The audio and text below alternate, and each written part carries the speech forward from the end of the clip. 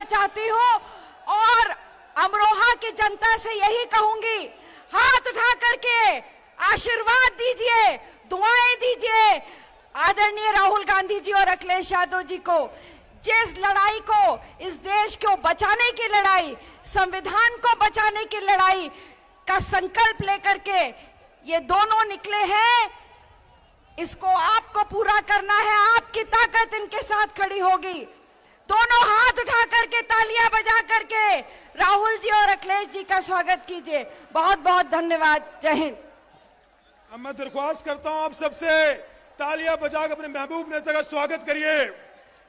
मैं दरख्वास्त करता हूं इंडिया गठबंधन के प्रत्याशी भाई दानिश अली जी से, वो आके बुके भेंट करे माननीय हम सब के नेता राहुल गांधी जी, अखिलेश यादव जी को। अब मैं स्वागत के लिए कांग्रेस पार्टी के प्रदेश अध्यक्ष माननीय अजय राय जी से दरख्वास्त करता हूं, वो यहां पे आके हम सब के नेता राहुल गांधी जी, अखिलेश यादव जी का स्वागत करें।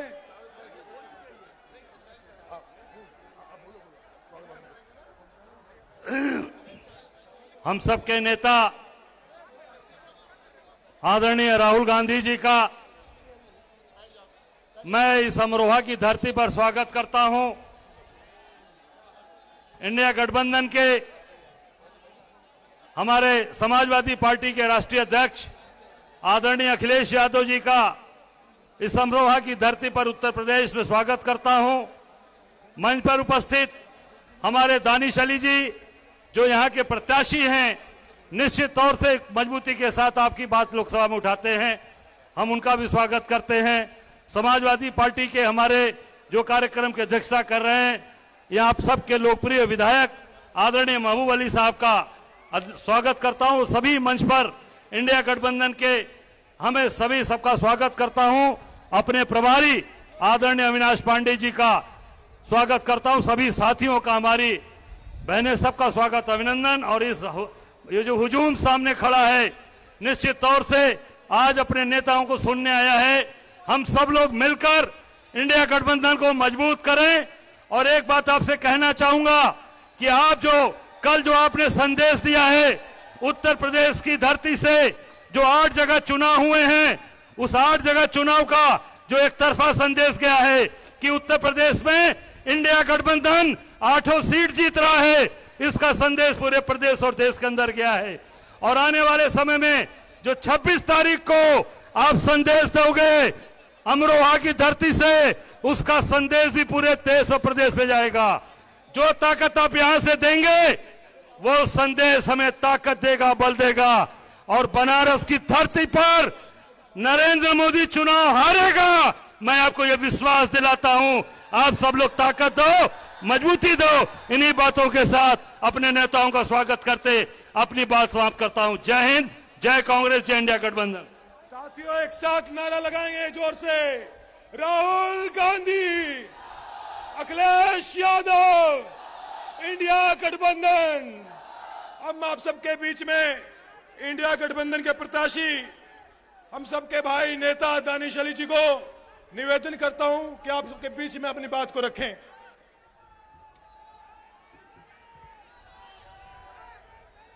इस देश के करोड़ों किसानों, नौजवानों के दिलों की धड़कन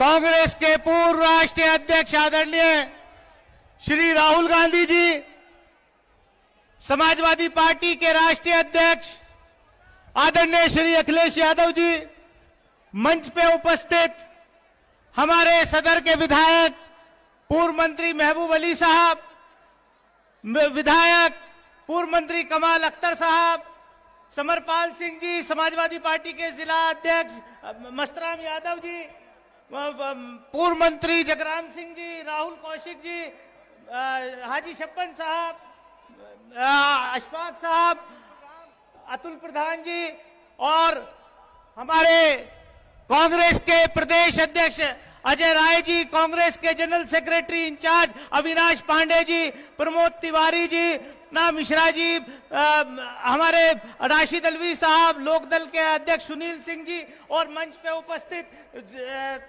परवेज जी, कांग्रेस के जिला अध्यक्ष जी और सारे नईमुल हसन साहब, चंद्रपाल सैनी जी, मैं जिनका जावेद आब्दी साहब, मैं जिन लोगों का नाम बोल रहा हूं उनसे माफी चाहते हुए आप सब लोग जितने मंच पे मौजूद हैं, निर्वाल जी और सामने मेरे किस्मत के, इस देश की किस्मत के मालिकों, मैं आज आपके बीच इंडिया गठबंधन की पहली संयुक्त रैली में अमरोहा में आपको यहां पर आमंत्रित देखते हुए आप लोगों का धन्यवाद देता हूं कि आप इतनी बड़ी संख्या में यहां पर राहुल जी और अखिलेश जी को सुनने आए हैं।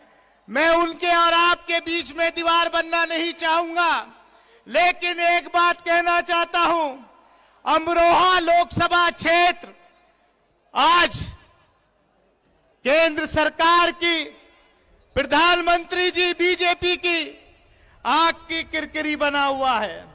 17वीं लोकसभा में अमरोहा ने जो करके दिखाया पार्लियामेंट के अंदर, अमरोहा की आवाम की तरफ से हमने लगातार इस देश के किसानों, महिलाओं, छात्रों, नौजवानों के खिलाफ जो नीतियां बनती थी उनके खिलाफ अमरोहा की आवाम की तरफ से हमने लगातार विरोध करने का काम किया। मैं आपके बीच सिर्फ इतना कहना चाहता हूं कि आज यहां पर इस बात का सबूत है, राहुल जी और अखिलेश जी अमरोहा से कितना प्यार करते हैं, ये इस बात का सबूत है कि गठबंधन की पहली रैली अमरोहा के अंदर हुई है। मैं ज्यादा कुछ ना कहते हुए मैं इतना ही कहूंगा कि इस लोकसभा के अंदर जो आपने भेजा था लगातार 5 साल, राहुल जी, हम लोग लोकसभा के अंदर भाजपा की दमनकारी नीतियों का विरोध किया है। मैं शुक्रिया अदा करना चाहता हूं आदरणीय राहुल जी का कि उन्होंने मेरा हाथ नहीं पकड़ा, अमरोहा का हाथ पकड़ा है। मैं शुक्रिया अदा करना चाहता हूं अखिलेश जी का कि पिछली बार भी उन्होंने जो है साथ दिया, इस बार भी वो खुद चल करके हमें यहां जिताने के लिए, अमरोहा को जिताने के लिए यहां पर साथ आए हैं। मैं अपनी तरफ से सिर्फ इतना कहना चाहता हूं कि यहां पर मैं सिर्फ इतना कहना चाहता हूं, मैंने 5 साल लगातार आपकी सेवा की है, लेकिन अगर सेवा में कहीं कोई कमी रह गई हो तो उसके लिए मैं माफी चाहता हूं। और मुझे विश्वास है कि अमरोहा की आवाम, अमरोहा की जनता इंडिया गठबंधन को जिताएगी, मुझे भी माफ करेगी और इंडिया गठबंधन को जिताएगी और देश में इंडिया गठबंधन की सरकार बनाने का रास्ता साफ करेगी। मैं इसी उम्मीद के साथ कि अमरोहा एक बार फिर इतिहास रचेगा।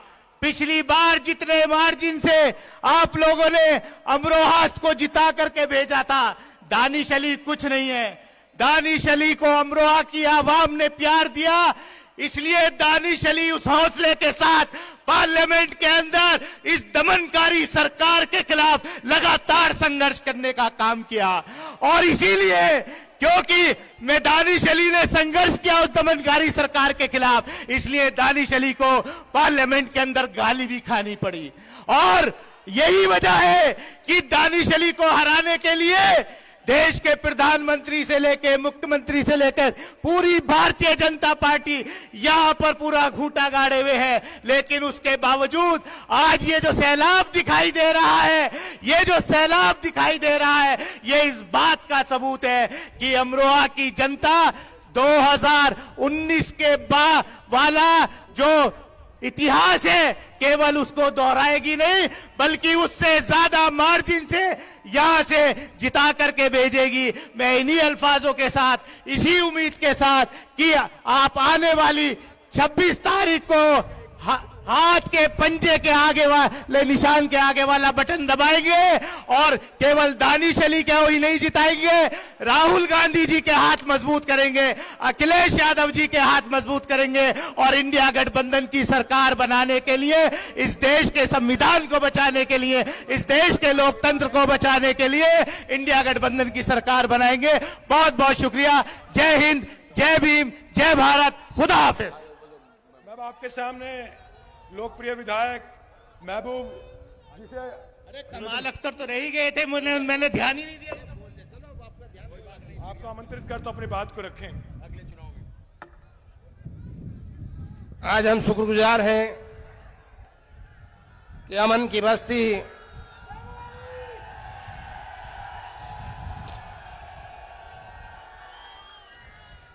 आज हम शुक्रगुजार हैं कि अमन की बस्ती, औलिया इकराम की बस्ती, अमन परस्तों की बस्ती, साहब साहब की बस्ती, वासुदेव जी की बस्ती, सांप्रदायिक सौहार्द की बस्ती में आज हमारे राष्ट्रीय अध्यक्ष, जिन्हें विकास पुरुष के नाम से जाना जाता है, जिन्होंने प्रदेश में सबसे पहला एक्सप्रेस दिया, जिन्होंने नौजवानों को रोजगार तथा हाथों में लैपटॉप दिया, महिलाओं की सुरक्षा की गारंटी के साथ साथ 10-90 दिया, जिन्होंने बेटियों की स्वावलंबी बनाने के लिए पढ़ो बेटियां बढ़ो बेटी हमारी बेटी उसका कल कन्या विद्याधन दिया, जिन्होंने 50 लाख से ज्यादा गरीब महिलाओं को पेंशन दिया, जिन्होंने ये स्टेडियम दिया जिसमें आज हम खड़े हैं, जो धरती पुत्र मुलायम सिंह यादव जी के पुत्र के नाम से जाने जाते हैं। आज हम उनका दिल की गहराइयों से अमरोहा की सरजमी पर बार बार शुक्रिया अदा करते हैं और शुक्रगुजार हैं। दूसरे हमारे गठबंधन के नेता जिनके परिवार ने आजादी की लड़ाई के साथ साथ देश के लिए बलिदान दिया है, कन्याकुमारी से लेकर कश्मीर तक पैदल यात्रा कर साबित किया है कि हम देश की लड़ाई, गरीबों की लड़ाई, पिछड़ों की लड़ाई, सर्व समाज की लड़ाई, संविधान को बचाने की लड़ाई, हर अमन परस्त को साथ लेकर गठबंधन करके लड़ाई लड़कर आदरणीय राहुल गांधी जी, आदरणीय अखिलेश यादव जी, आज दोनों क्रांतिकारी नौजवान हमारे बीच में है। अब देश इनके कहे पर चलेगा। बताओ अमरोहा वासियों, हाथ उठाकर बताओ कि इकट्ठा होकर इनके साथ खड़े होकर वोट देंगे ना देंगे? हाथ उठाओ, मेरे साथ हाथ उठाओ। बार बार शुक्रिया।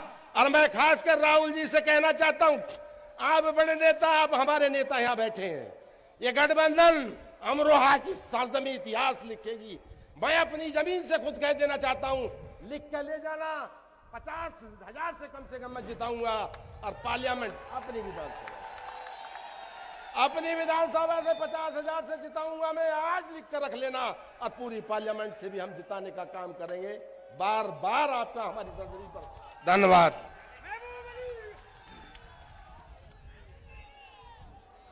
अब मैं गुजारिश कर रहा हूं एक ऐसी शख्सियत कि जिसको पूरे उत्तर प्रदेश के नौजवान अपनी तरक्की, अपनी उम्मीद जिसके चेहरे में देखते हैं, जिसने अपने माथे की पसीने की बूंदों से उत्तर प्रदेश की सरजमीन पर समाजवादी की दास्तान लिखी, जिसने माननीय मुलायम सिंह यादव की गोद में पलकर गरीबों को देखा और सारी जिंदगी गरीबों की गरीबी मिटाने का काम किया।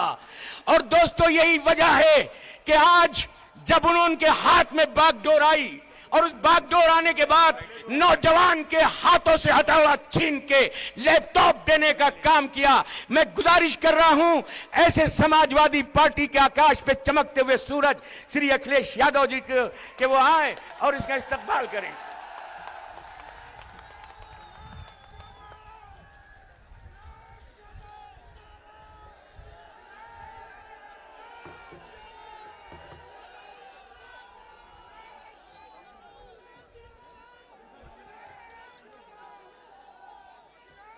कांग्रेस पार्टी के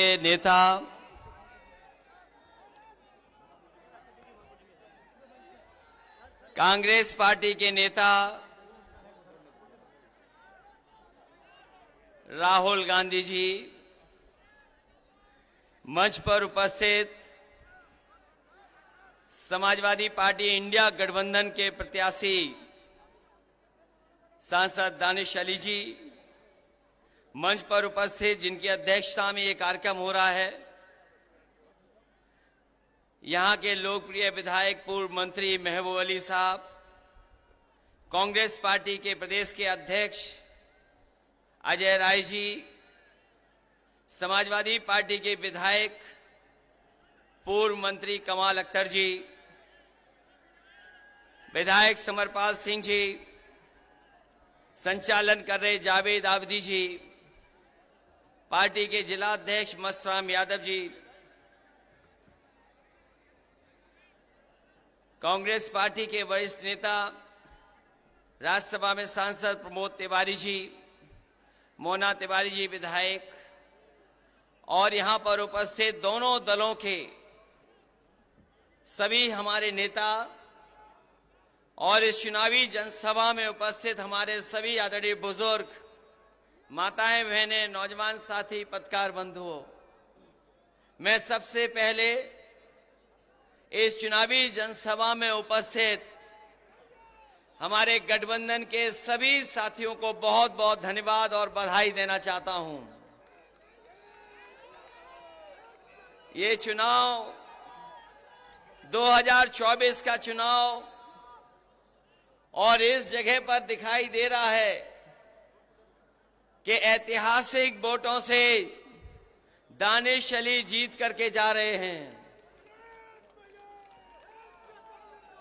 इधर पहले चरण का चुनाव हमने, आपने, सबने देखा और मैंने हर कार्यक्रम में, हर सभा में ये कहा कि इस बार पश्चिम की हवा जो चलेगी वो भारतीय जनता पार्टी का न केवल उत्तर प्रदेश बल्कि देश में सफाया करेगी। और कल ही जनता ने भारतीय जनता पार्टी को पहले चरण में ही पलट दिया। जो लोग कहते थे कि उनकी फिल्म चल नहीं रही है, मैं उन्हें बताना चाहता हूं, पहले दिन ही पहला शो भारतीय जनता पार्टी का फ्लॉप रहा।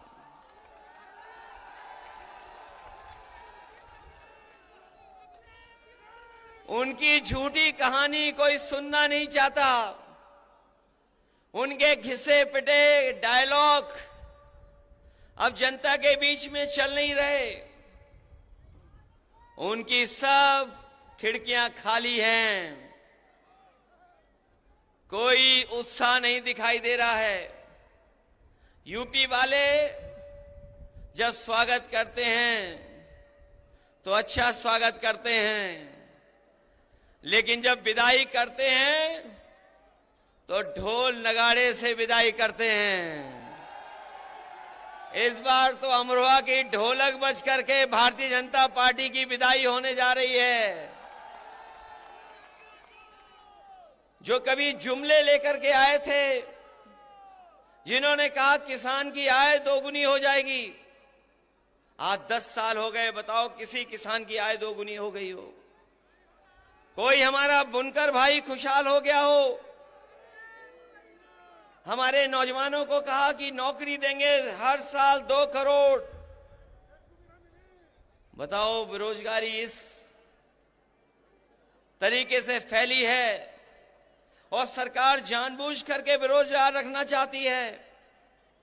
अभी जितनी भी सरकार में परीक्षाएं हुई हैं, सब पेपर लीक हो गए। पहला पेपर लीक हुआ, सरकार सावधान नहीं हुई। उसके बाद जितनी परीक्षाएं हुई सब में पेपर लीक हो गए। और कई बार मैंने कहा कि 60 लाख बच्चों का, 60 लाख नौजवानों का भविष्य अंधकार में डाल दिया इस सरकार ने। और अगर किसान नाराज हैं, अगर हमारा नौजवान भी नाराज है, और अगर 60 लाख बच्चों के परिवार का इन्होंने भविष्य छीना है, तो केवल अगर हम 60 लाख के परिवार के लोगों की नाराजगी को गिन लें, अगर एक परिवार में 3 लोग इस सरकार से नाराज हैं तो 60 लाख बच्चों का पेपर लीक किया इन्होंने। अगर 60 लाख का गुणा हम 3 से करें तो 1,80,00,000 बनता है। और 1,80,00,000 अगर हम 80 लोकसभाओं से भाग दे दें तो बताओ 2,25,000 वोट कम हो रहा है हर लोकसभा में कि नहीं कम हो रहा है। और जिस तरीके से खुल करके बहुत सारे परंपरागत वोट जो बीजेपी को मिला करता था वो खुल करके विरोध कर रहे हैं। हर लोकसभा में पंचायत हो रही है। ऐसे परंपरागत वोट जो भारतीय जनता पार्टी के खिलाफ खड़े हो गए हैं, मैं उनकी राजनीतिक चेतना को धन्यवाद और बधाई देता हूं कि वो भारतीय जनता पार्टी को हराने के लिए अपना पंचायत कर करके फैसला ले रहे हैं। मैं उनको बधाई देता हूं। ये जो जुमले दिए थे वो गारंटी दे रहे हैं। इन्होंने कभी कोरोना भगाने के लिए ताली और थाली बजवाई थी। ये गारंटी नहीं, ये घंटी है इनकी। हमें इनकी गारंटी नहीं चाहिए। हमें बाबा साहब भीमराव अम्बेडकर जी ने जो संविधान में हमें गारंटी दी है वो संविधान की गारंटी चाहिए। और वो संविधान की गारंटी ही आपको अधिकार दिलाएगी। संविधान की गारंटी ही हमें आपको सम्मान दिलाएगी। इसलिए 2024 का चुनाव हमारे आपके भविष्य का तो है ही है, लेकिन आने वाली पीढ़ी के भविष्य का भी चुनाव है। इसलिए आने वाली पीढ़ी के भविष्य के लिए और बाबा साहब भीमराव अम्बेडकर जी का संविधान बचाने के लिए और अपने वोट के एक अधिकार को बचाने के लिए आप लोग सब मिलकर के दानिश अली को जिताने का काम करना, इनकी मदद करने का काम करना। बताओ, मदद करेंगे आप लोग? दानिश अली जी को मदद कर करके लोकसभा में भेजोगे? हमारे विधायक ये कह रहे थे, महबूब अली जी ने बहुत काम किया है। सड़कें बनवाई, पुल बनवाए, फ्लाईओवर बनवाए, एम्बुलेंस चलवाई, पुलिस के लिए गाड़ी चलवाई। सरकार में बहुत काम हुए हैं। सड़कें बनी और ये स्टेडियम भी बना। काम में कोई मुकाबला नहीं है। लेकिन अगर यहां के लोग ठान लेंगे तो पहले बहुत वोटों से जिताया था, बहुत वोटों से जिताया था। यही विधानसभा अगर मन बना लेगी तो 1 लाख वोट से जिता करके भेजेगी। हमारे मंत्री जी थोड़ी कंजूसी करते हैं, इन्हें कंजूसी छोड़ देनी चाहिए। इसलिए साथियों, हम आपसे विशेष समय पर अपील करने आए हैं। ये गठबंधन जो बना है, यहां एक एक बैठे नौजवान बुजुर्ग चाहते थे गठबंधन बने। कोई कहता था खुल करके, कोई दिली दिल सोचता था कि गठबंधन हो जाए। आप मनी मन सोचते थे कि गठबंधन हो जाए। हम लोगों ने बड़े मन से गठबंधन किया है। इसलिए मैं अपने सभी साथियों से कह रहा हूं कि गठबंधन का प्रत्याशी ऐतिहासिक वोट से जीत करके जाए। जो सवाल महंगाई का है, बेरोजगारी का है, वो आपके सामने है। और बहुत सारी तकलीफ परेशानियां हैं। उत्तर प्रदेश और दिल्ली की सरकार ने मिलकर के उत्तर प्रदेश के साथ भेदभाव किया है। और इस भेदभाव को मिटाने के लिए और अपने मान सम्मान के लिए और संविधान बचाने के लिए आप लोग वोट कर देना। और दानिश अली जी को, जो कांग्रेस के प्रत्याशी हैं, इनके चुनाव चिन्ह हाथ पर एक एक वोट दे करके इन्हें लोकसभा में भेज देना। यही मैं कहने आया हूं। आप सबका बहुत बहुत आभारी हूं। अपने नेताओं का भी धन्यवाद। कांग्रेस और तमाम दल के लोग हैं, उन सबका बहुत बहुत धन्यवाद। इस उम्मीद और इस भरोसे के साथ कि जब अगली बार लोकसभा में जाएंगे तो दानिश अली जी वहां दिखाई देंगे और आपकी आवाज को लोकसभा में बैठ करके बुलंद करने का काम करेंगे। बहुत बहुत धन्यवाद आपका। शुक्रिया अखिलेश यादव जी।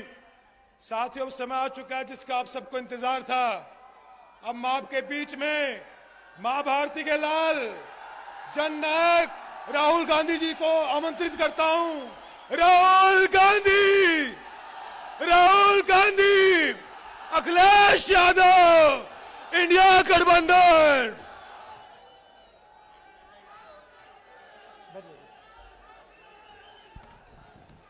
अखिलेश यादव जी, अविनाश पांडे जी,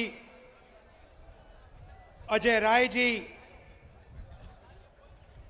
महबूब अली जी, प्रमोद तिवारी जी, कमल अख्तर जी, आराधना मिश्रा जी, जावेद अब्दी जी, समरपाल सिंह जी, राशिद अलवी जी, हमारे कैंडिडेट दानिश अली जी, स्टेज पे सीनियर नेता, गठबंधन के प्यारे कार्यकर्ता, भाइयों और बहनों, प्रेस के हमारे मित्रों, आप सबका यहां बहुत बहुत स्वागत, नमस्कार। बैठ जाइए।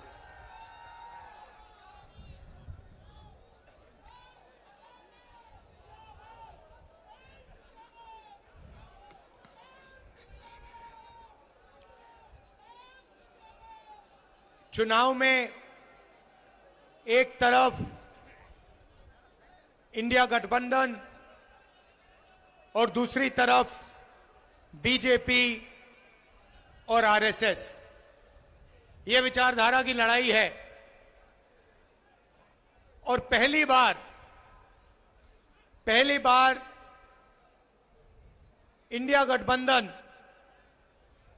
संविधान और लोकतंत्र की रक्षा कर रहा है और बीजेपी आरएसएस के लोग संविधान को और लोकतंत्र को खत्म करने में लगे हुए हैं। आपने सुना होगा, बीजेपी के नेताओं ने कहा कि अगर हम चुनाव जीत गए तो संविधान को हम बदल देंगे। सबसे पहले मैं इनसे कहना चाहता हूं, दुनिया में ऐसी कोई शक्ति नहीं है जो हिंदुस्तान के संविधान को बदल सके।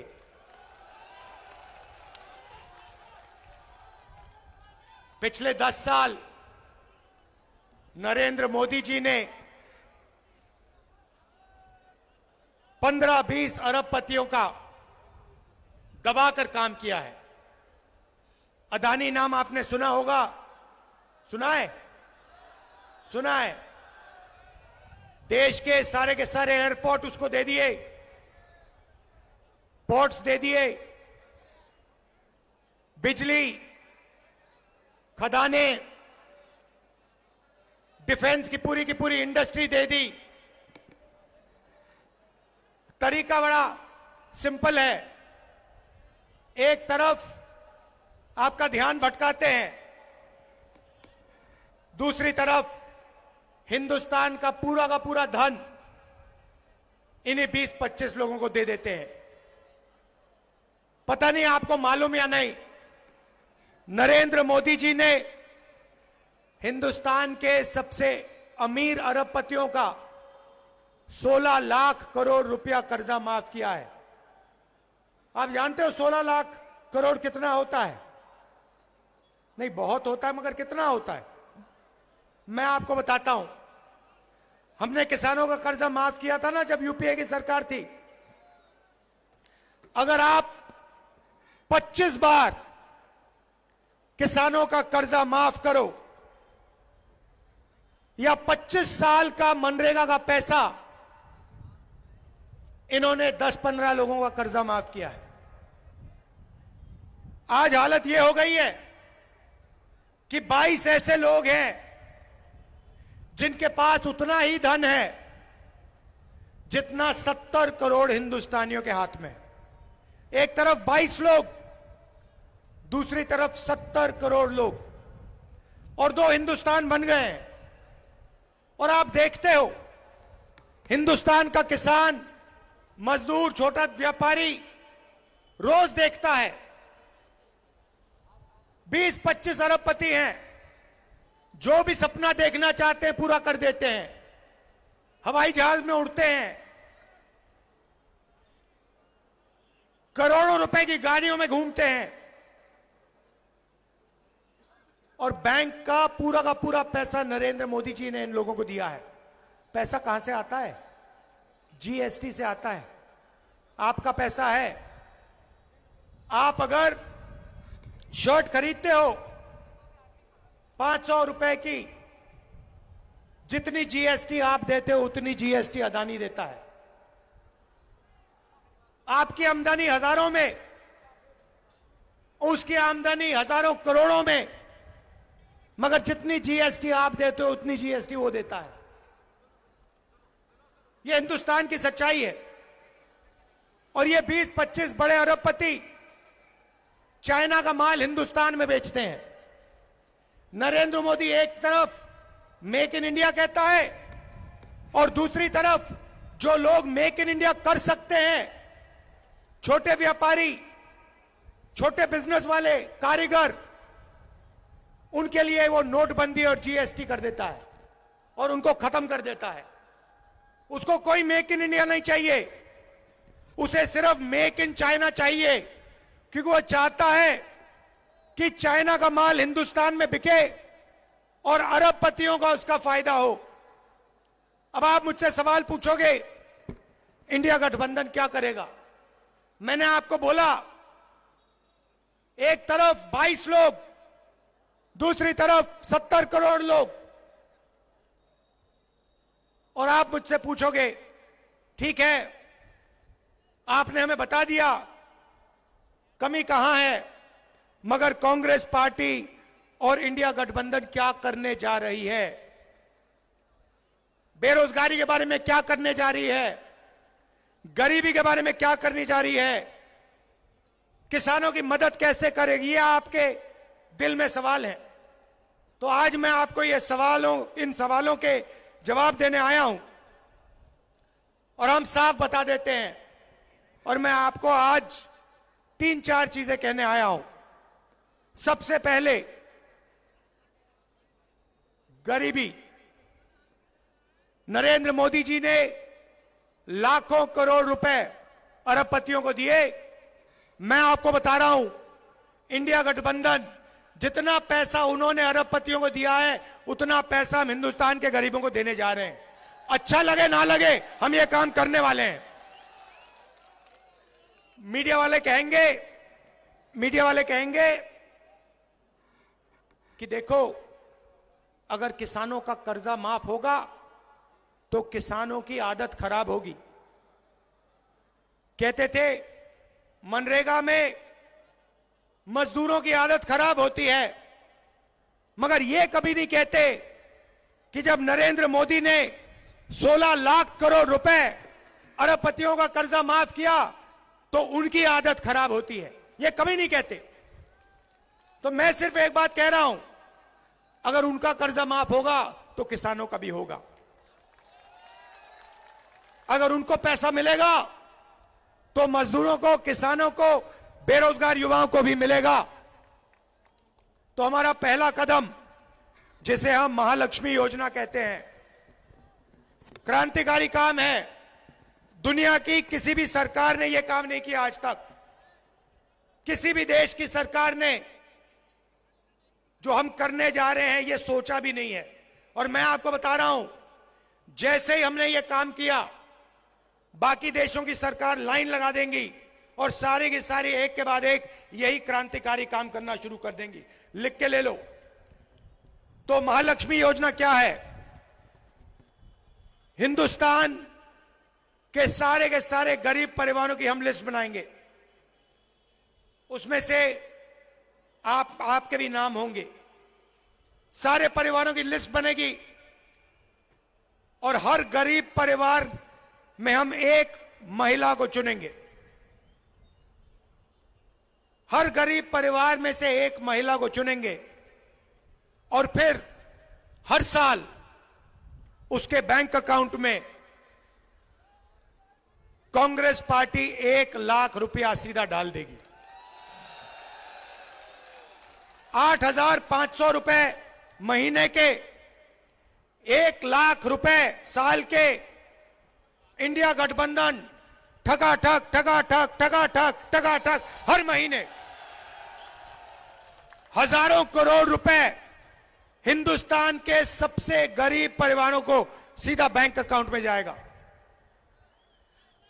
आंगनवाड़ी और आशा की महिलाएं, आप अच्छी तरह सुन लो, जो आज आपको आमदनी मिल रही है उसे हम चुनाव के बाद दुगना करने जा रहे हैं।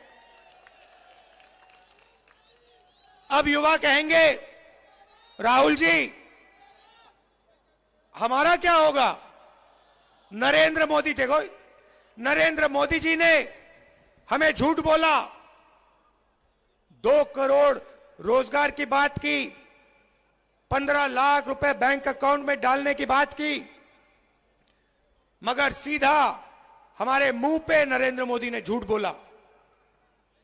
तो मैं आपको 2-3 चीजें कहना चाहता हूं। सबसे पहले हमने चेक किया, हिंदुस्तान की सरकार में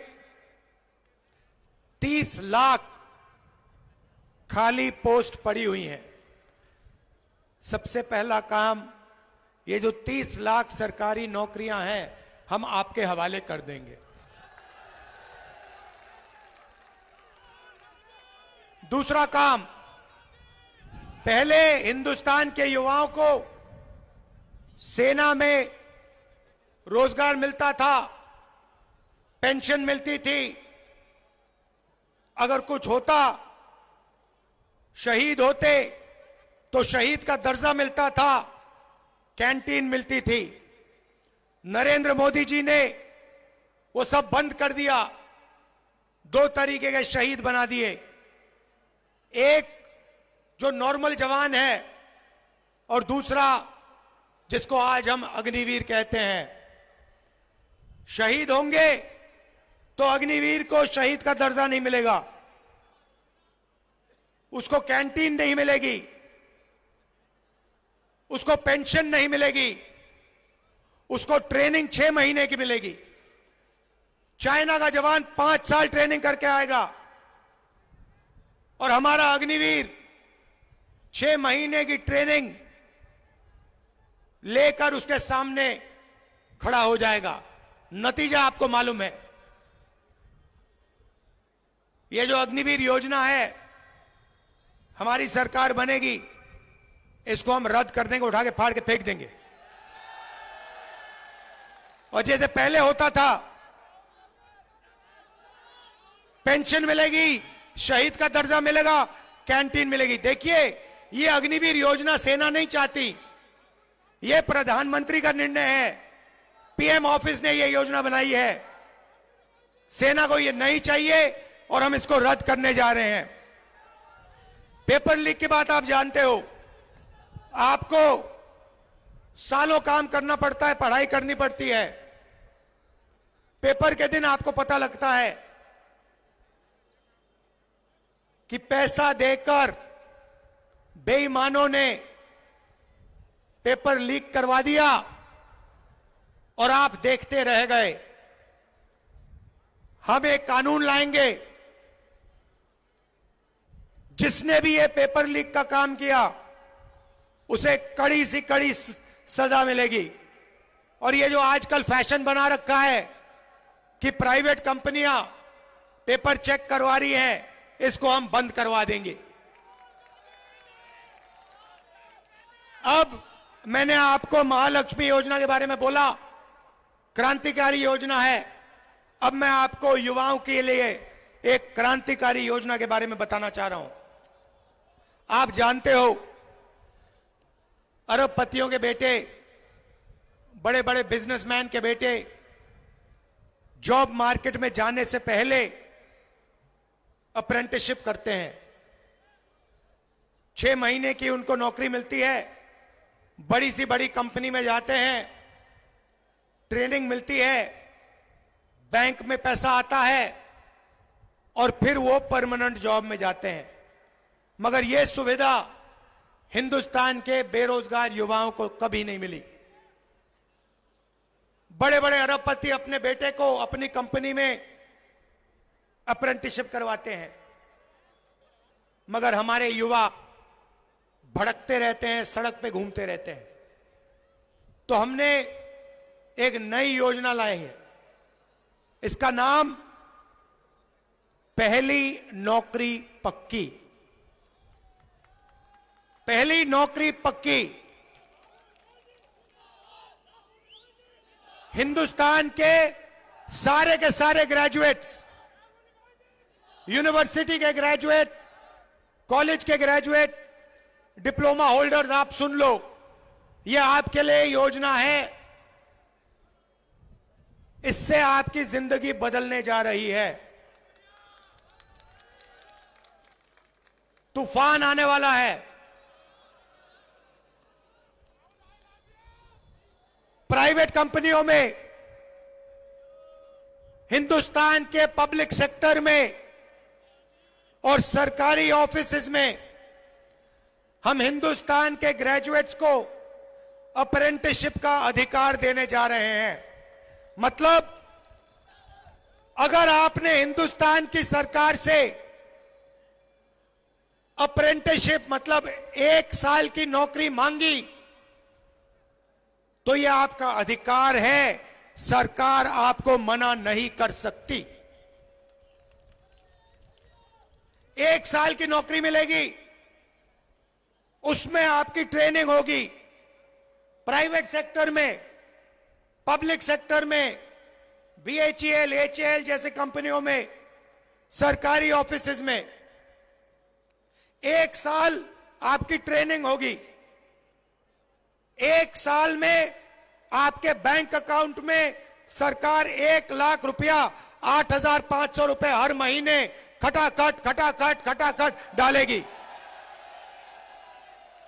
उसके बाद 1 साल के बाद आप ट्रेंड होगे।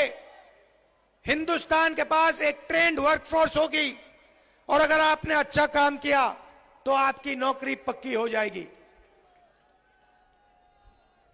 क्रांतिकारी काम है और ये हम आपके लिए करने जा रहे हैं। यहां किसान भाई हैं और नरेंद्र मोदी जी ने आपको सबसे ज्यादा तंग किया है। मैं जानता हूं, आप देखते हो अरबपतियों का कर्जा माफ होता है, दिल में आपको दर्द होता है और जब अपना अनाज बेचने जाते हो आपको सही रेट कभी नहीं मिलता और आपके दिल में यही 2 सवाल हैं। पहला, हमारा कर्जा कभी माफ क्यों नहीं होता, और दूसरा, हमें धान के लिए, शुगर केन के लिए, गेहूं के लिए सही दाम कभी नहीं मिलता, क्यों? तो इन 2 सवालों के जवाब मैं आपको देने आया हूं। जैसे ही हमारी सरकार आएगी, जैसे हमने यूपीए के समय किया था, वैसे ही हम किसानों का कर्जा माफ करने जा रहे हैं।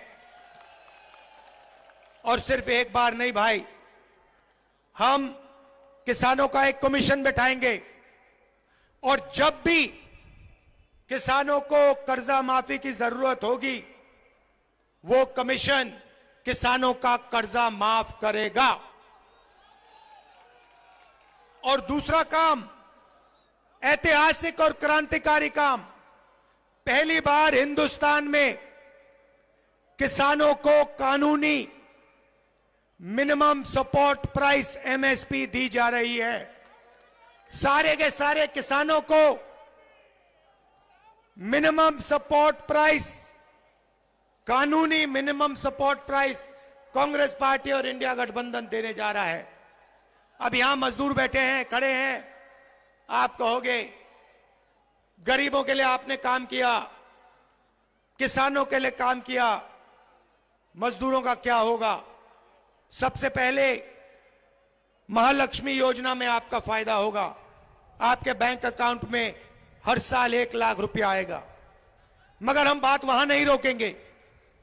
मनरेगा का आज कितना पैसा बनता है, कितना है रेट, कितना है मनरेगा का? कितना है मनरेगा का? 200, चुनाव के बाद 400। आशा और आंगनवाड़ी महिलाओं को क्या रेट मिलता है? कितना? उसे डबल कर दो, दुगना कर दो उसे। तो 2 चीजें आपसे कहना चाहता हूं। सबसे पहले संविधान की रक्षा, और दूसरी चीज, जितना पैसा नरेंद्र मोदी जी ने अरबपतियों को दिया है, उतना पैसा इंडिया गठबंधन की सरकार, कांग्रेस पार्टी की सरकार गरीबों को, किसानों को, मजदूरों को देने जा रही है। कर लो जो करना है, हमें कोई फर्क नहीं पड़ता। आपने देखा होगा, ये मीडिया वाले यहां बैठे हुए हैं, भाई और बहनों, मीडिया वाले कभी किसान की बात करते हैं, मजदूर की बात करते हैं, गरीबों की बात करते हैं ना? मैं आपको बताता हूं क्यों नहीं। मैंने आंकड़े निकाले।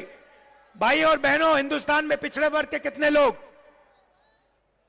सन्नाटा छा गया, किसी को नहीं मालूम। कितने लोग हैं पिछड़े वर्ग के हिंदुस्तान में? किसी को नहीं मालूम। देखा ना, यही प्रॉब्लम है, आपको अपनी शक्ति नहीं मालूम। दलित कितने? देखो, शक्ति नहीं मालूम। आदिवासी कितने? किसी को नहीं मालूम। यही प्रॉब्लम है। मैं बताता हूं, सबसे पहले आदिवासी 8%, दलित 15%, और आज तक पिछड़ों के बारे में कोई नहीं जानता। आपकी सबसे बड़ी आबादी है, मगर हिंदुस्तान में किसी को नहीं मालूम कि पिछड़े वर्ग के कितने लोग हैं। अगर मैं अखिलेश जी से पूछूं, वो भी आपको नहीं बता पाएंगे कि आज हिंदुस्तान में पिछड़े वर्ग के कितने लोग हैं। सबसे ज्यादा हैं, मगर बता नहीं पाएंगे, क्योंकि हिंदुस्तान की सरकार यह आंकड़ा हिंदुस्तान की जनता को नहीं देना चाहती है। यह है जादू। भाई और बहनों, मीडिया के मालिकों की लिस्ट निकाली मैंने, मीडिया की बड़ी बड़ी कंपनियों की लिस्ट निकाली, ये जो एंकर्स है ना हिंदुस्तान में, इनकी लिस्ट निकाली, बड़े बड़े पत्रकारों की लिस्ट निकाली। भाई और बहनों, इनमें एक पिछड़ा नहीं मिला मुझे। एक पिछड़ा नहीं है इनमें, एक दलित नहीं है, एक आदिवासी नहीं है, एक गरीब जनरल कास्ट का नहीं है, एक माइनॉरिटी का नहीं है। मतलब 90% हिंदुस्तान मीडिया में है ही नहीं। कैसे आपकी बात लिखेंगे ये? अब आप कहोगे, मुझे कहोगे राहुल जी, पता नहीं, आप कहोगे राहुल जी हम मीडिया में कंट्रोल नहीं चाहते, शायद आप कहो। तो फिर मैं आपसे पूछता हूं, हिंदुस्तान की 200 सबसे बड़ी कंपनियों के मालिकों की लिस्ट में पिछड़े कितने, दलित कितने, आदिवासी कितने? बताओ। जीरो। अरबपतियों में से एक पिछड़ा नहीं है, एक दलित नहीं है, एक आदिवासी नहीं है। भाई और बहनों, बात समझो। दलितों से, आदिवासियों से, पिछड़ों से, गरीब जनरल कास्ट के लोगों से 24 घंटा पैसा लिया जाता है और वही 20-25 लोगों के जेब में जाता है। और उन 200 लोगों में एक पिछड़ा नहीं, एक दलित नहीं, एक आदिवासी नहीं। अब आप कहोगे राहुल जी हमें मीडिया नहीं चाहिए, हमें कॉर्पोरेट इंडिया में भी अपना कोई आदमी नहीं चाहिए। पता नहीं, क्योंकि इसके बारे में आप बोलते तो कभी हो नहीं, मैंने कभी सुना नहीं। कभी पिछड़े वर्ग के किसी भी व्यक्ति ने मुझे कभी नहीं कहा कि भैया राहुल जी कॉर्पोरेट इंडिया में तो हमारा कोई है ही नहीं। तो या तो आपको मालूम ही नहीं, और या फिर आप अपना आदमी वहां चाहते नहीं हो। यही दो चीजें हो सकती है और तीसरा तो हो ही नहीं सकता।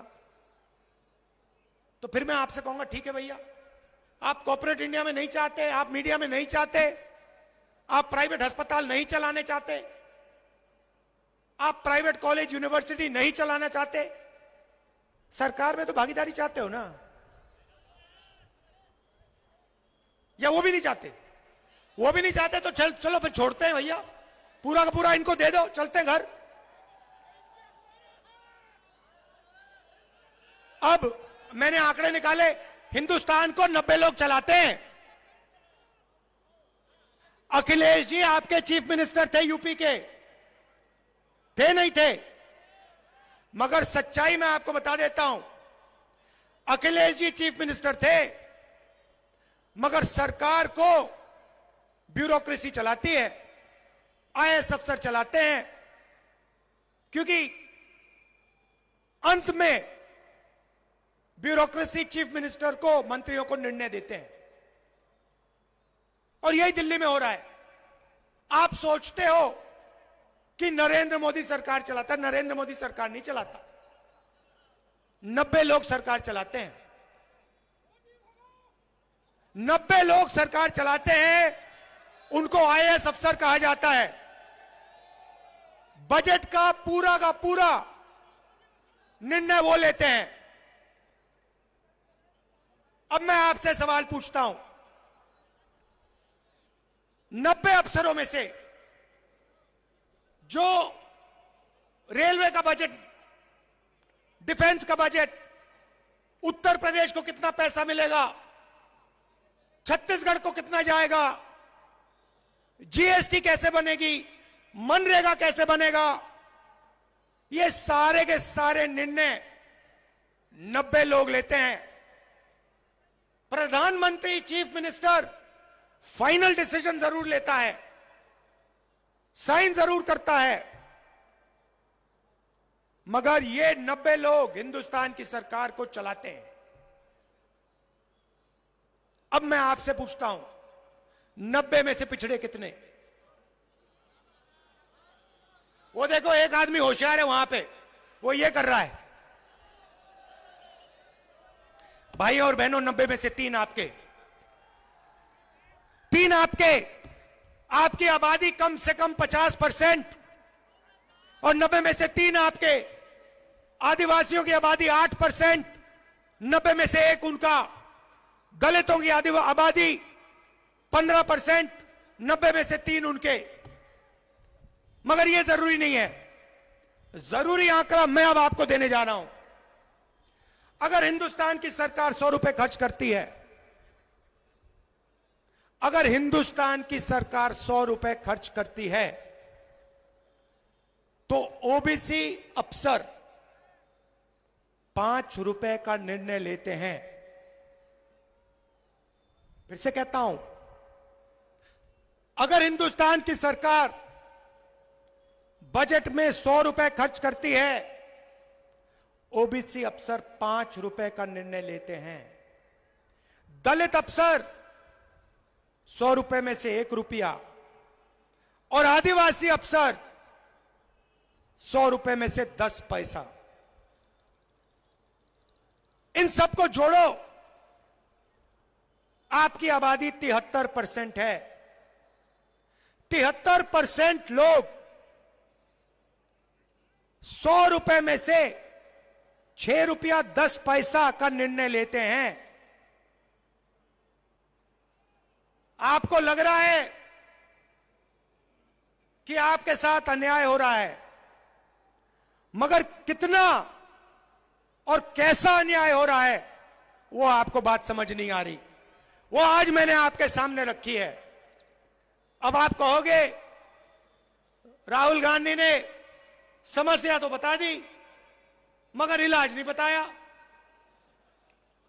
हम फंसे पड़े हुए हैं, 100 रुपए में से 6 रुपए का निर्णय हम ले रहे हैं, सरकार में भागीदारी नहीं है। राहुल गांधी ने मूड खराब कर दिया, हमें सच्चाई बता दी और फिर सुझाव नहीं दिया, है ना? तो जवाब भी दे देता हूं। आपको कभी चोट लगी है? लगी? हाथ टूटा आपका? पैर टूटा? फ्रैक्चर हुआ कभी? हुआ? क्या हुआ? पैर का हुआ? पैर का फ्रैक्चर हुआ। जब पैर का फ्रैक्चर हुआ, डॉक्टर ने आपको क्या कहा? पहली बात क्या कही थी? एक्सरे कराओ, एक्सरे कराओ। मैं भी यही कह रहा हूं, हिंदुस्तान का एक्सरे करा दो।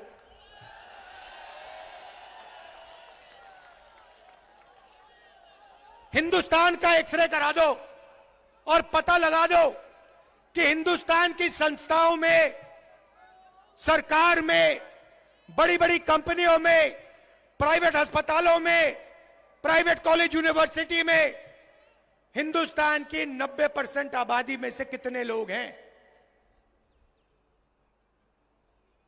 जाति जनगणना भाइयों और बहनों, जाति जनगणना, हिंदुस्तान का एक्सरे। सरकार आएगी, हम जाति जनगणना का काम शुरू कर देंगे। जाति जनगणना से हिंदुस्तान के सब लोगों को पता लग जाएगा आप कितने हो और आपकी हिंदुस्तान में कितनी भागीदारी है। दूध का दूध, पानी का पानी हो जाएगा। अब इससे किसी को इतराज तो नहीं होना चाहिए? नहीं, किसी को इतराज नहीं होना चाहिए, क्योंकि हम सिर्फ ये कह रहे हैं कि भैया चोट लग रही है लोगों को, किसानों को, मजदूरों को एक्सरे करा लो। एक्सरे से दर्द तो नहीं होता ना? एक्सरे से कोई डरता तो नहीं है ना? एक्सरे ऑपरेशन थोड़ी है, एक्सरे तो मतलब कुछ नहीं होता। तो जब मैंने कहा कि भैया देश का एक्सरे कराओ, नरेंद्र मोदी कहता है बिल्कुल नहीं। बीजेपी के लोग कहते हैं एक्सरे तो नहीं होगा। कैसे नहीं होगा? 100% होगा, क्योंकि देश की जनता को मालूम होना चाहिए कि 90% की कितनी भागीदारी है। आप देख लेना, मैंने यहां भाषण दिया, अखिलेश जी ने यहां भाषण दिया, आप देख लेना, नरेंद्र मोदी का चेहरा आपको टीवी पे 15-20 घंटे दिखेगा, मगर जो हमने यहां क्रांतिकारी बातें कही हैं वो आपको मीडिया नहीं दिखाएगा। पूरा देश जानता है ये आपके हैं ही नहीं। अच्छा, इनकी बात नहीं कर रहा हूं, ये बेचारे, इनकी बात, इनकी गलती नहीं है, इनको ऊपर से ऑर्डर आता है, इनको सैलरी लेनी है, बच्चे पालने, इनकी गलती नहीं है। इनके जो सीनियर लोग हैं उनकी गलती है। देखो मुस्कुरा रहे हैं लोग। तो ये मैं आपसे कहने आया था, इंडिया गठबंधन की जीत होने जा रही है। और मैं आपको बता रहा हूं, जिस दिन जाति जनगणना हो गया इस देश में, उस दिन देश बदल जाएगा। क्रांतिकारी काम है, ऐतिहासिक काम है, और इसको इंडिया गठबंधन करने जा रहा है। आप सबका दिल से धन्यवाद, नमस्कार, जय हिंद। अखिलेश जी और जो सीनियर नेता यहां आए हैं, आप सबका बहुत बहुत धन्यवाद, नमस्कार, जय हिंद।